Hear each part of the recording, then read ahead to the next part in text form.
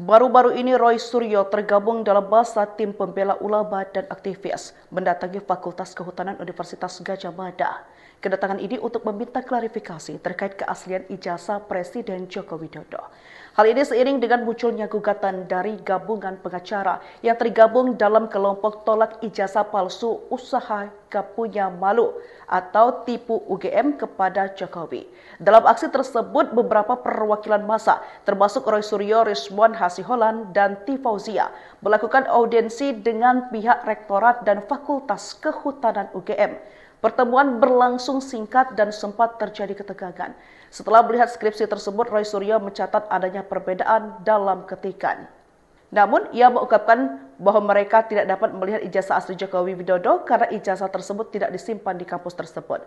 Jokowi juga sempat memamerkan ijazah aslinya ke wartawan yang datang meliput ke kediamannya.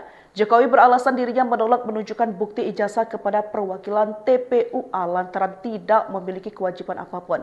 TPUA kata dia juga tidak memiliki wewenang untuk memerintahkan dirinya menunjukkan ijazah. Kendati demikian, ia menegaskan siap menunjukkan ijazah ke pengadilan jika diperlukan.